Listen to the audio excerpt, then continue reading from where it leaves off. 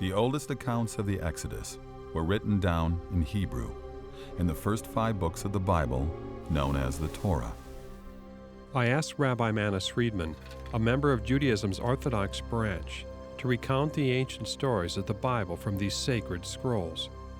In order to test the Exodus fairly, I wanted to know what the story was actually claiming. The story of the Exodus begins before the Israelites leave Egypt.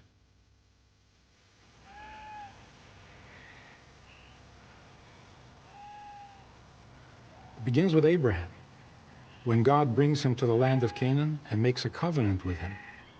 And in that covenant spells out the entire Exodus. The Lord said to Abraham, "All this land you see, I will give to you and your offspring forever. Go walk through the length and breadth of this land, for I am giving it to you." On that day, the Lord made a covenant, a formal promise to Abraham. He said, "To your descendants, I give this land."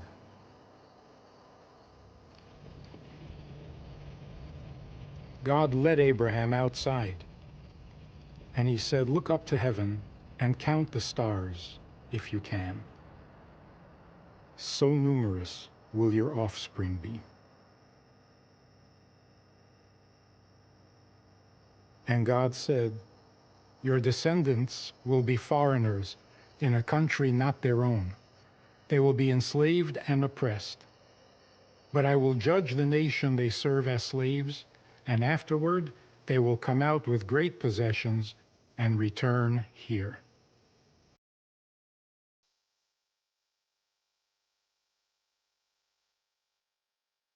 The book of Genesis tells us that the first descendant of Abraham to arrive in Egypt was his great-grandson, Joseph, the son of Jacob. Joseph's brothers had sold him as a slave to a caravan of traders who brought him down to Egypt. Then, in an amazing turn of events, he rises to become the highest official in Egypt. He saves the country from a terrible famine, enables his father Jacob and his entire family to settle in the best part of the land, a place called Goshen.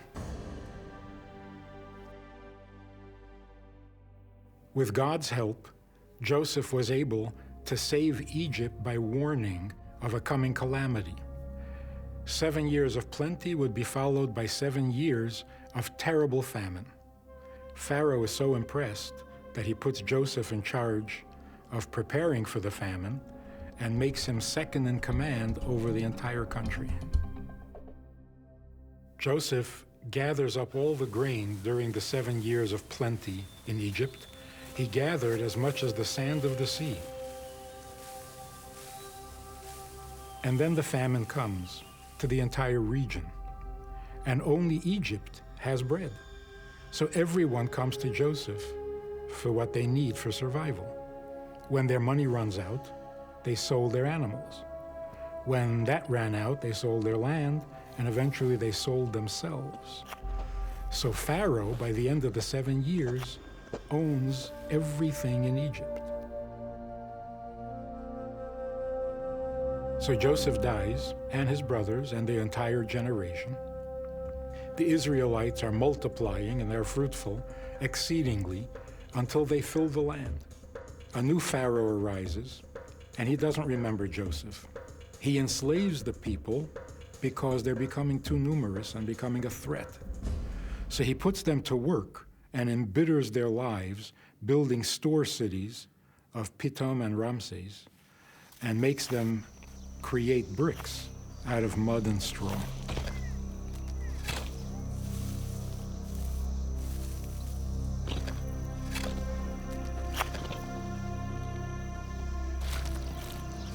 The Bible then tells us that the more the Hebrews were oppressed, the more they multiplied, and the more they spread throughout the land of Egypt. Pharaoh gives the order for all the baby boys who are born to be thrown into the river by the Egyptians. It was during this time Moses is born, and in fear for his life, his mother hides him in a basket and floats it among the reeds of the river Nile. But God is watching over baby Moses, and Pharaoh's daughter comes down to bathe in the Nile. She finds him, adopts him, and names him Moses, which means drawn from the water.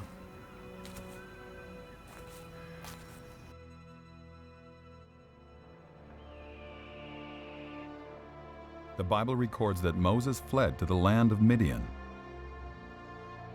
After 40 years of living as a shepherd, Moses first encountered God. Moses sees a bush from the distance, and it's on fire, but it's not being consumed. So curious, he approaches to see what's going on, and God says, "Don't come any closer. Remove your shoes, for this place is a holy place." God said, "I have surely seen the oppression of my people who are in Egypt, and I have also heard their cry. Like a shepherd rescuing his sheep, God commands Moses to go back to Egypt and tell Pharaoh, 'Let my people go so that they may serve me.' Moses comes to Pharaoh. Pharaoh does not listen, refuses to let the people go, and God sends the first of a series of spectacular plagues against the land of Egypt.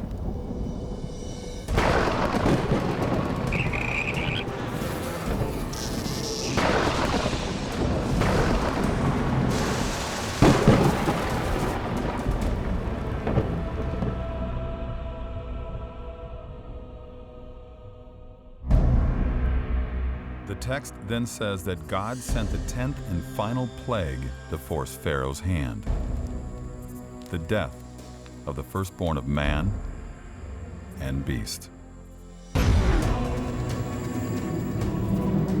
The Lord told the Israelites that each household was to slaughter a lamb and mark the doorpost with the blood of the lamb. And on that horrible night, death passed over all the homes marked with blood. But in every home that wasn't marked, all the firstborn males died.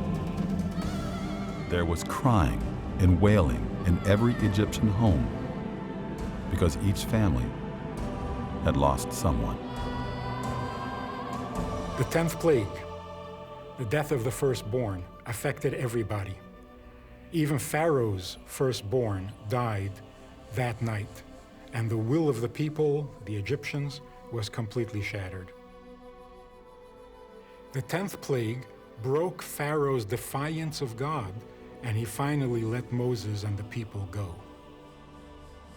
But then Pharaoh changes his mind, pursues the Israelites with his army, and at the sea, God parts the water so that the Israelites can escape while it destroys the entire Egyptian army.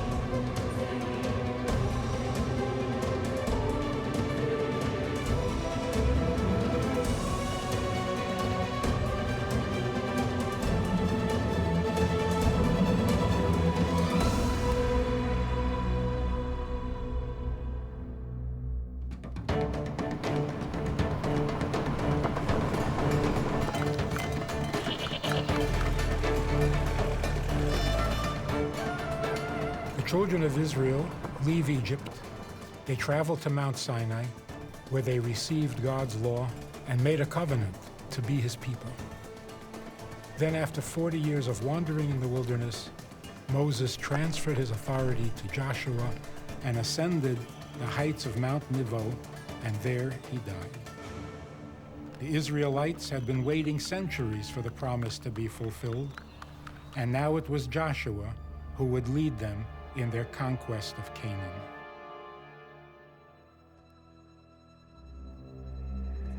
The conquest began with the Israelites crossing the Jordan River.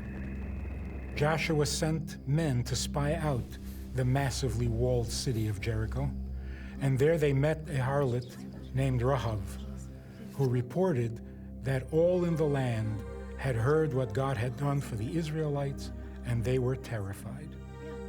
Rachav hid the spies and aided their escape to the mountains. She actually lived in the city wall, and after hiding the spies, they promised her that she and her family would be protected when they attacked the city. And they kept their promise. She had marked her home with a scarlet cord, which she hung out the window.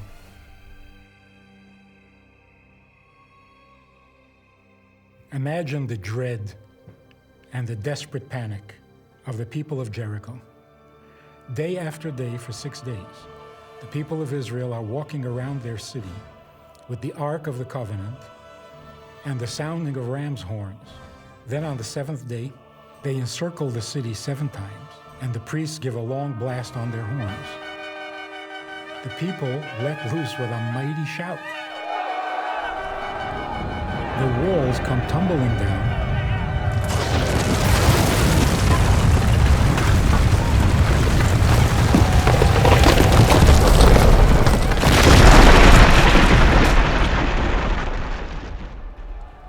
allowing the Israelites to climb up into the city, taking it and commencing the conquering of the land of Israel.